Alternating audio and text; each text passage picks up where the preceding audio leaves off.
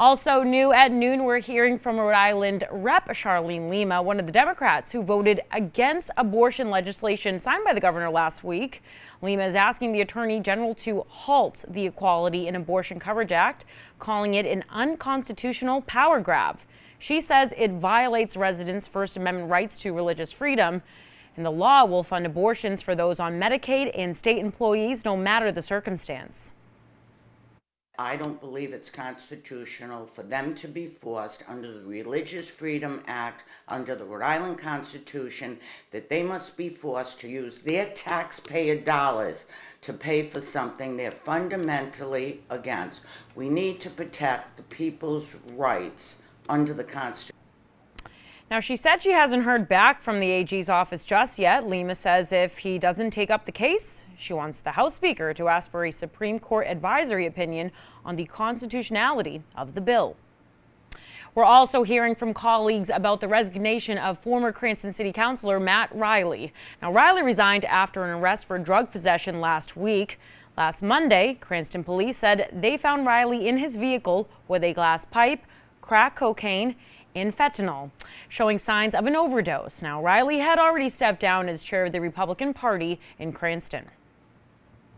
It is heartbreaking because no one would like to see your loved one in such situation.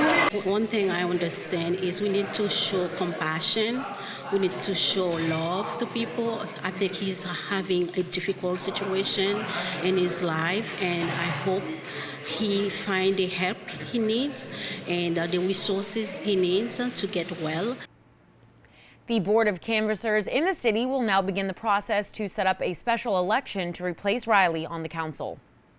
And still to come on ABC 6 News at noon, tense moments outside the White House overnight after a man driving a U-Haul truck crashed into security barriers near the White House grounds. Why police think he did it. And it's Tuesday, so you know what time it is. It's Pick of the Litter. Today we'll introduce you to two cats looking for a forever home at the RISPCA.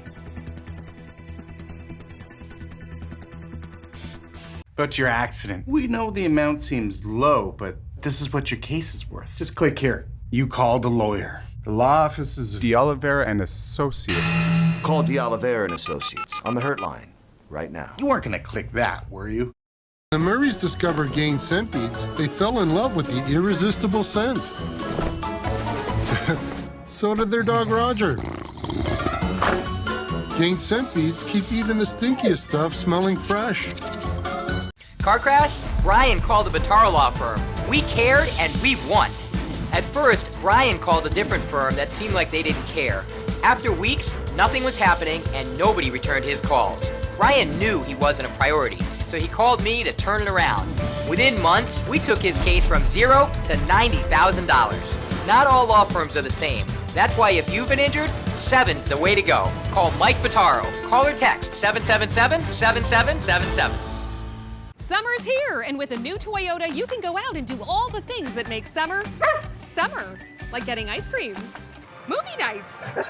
I'll keep it down.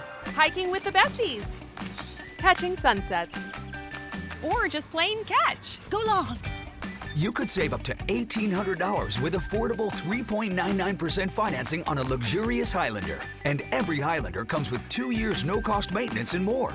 Your summer starts here. Toyota, let's go places.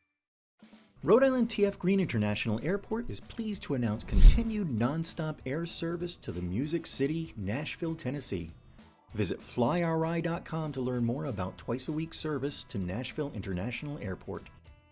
When you're seriously injured in an accident, the insurance company is playing to win. They're trying to keep the money you are owed. Protect your future. Tell them you mean business. Call DeOliveira and Associates on the Hurt line right now.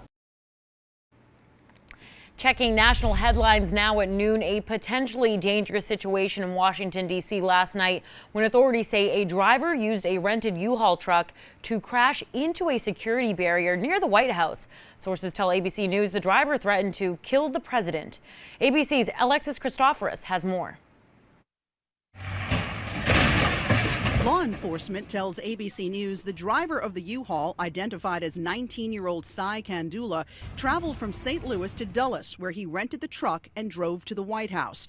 Witnesses saw the box truck speeding down D.C. streets just before 10 p.m.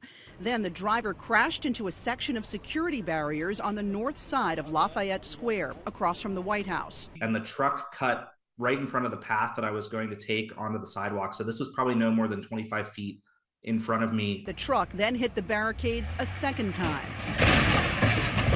Thought maybe it was just an accident, and then the U-Haul backed up and rammed it again. After ramming the barrier, authorities say Kandula got out of the truck and began waving a flag with what appeared to be a swastika on it.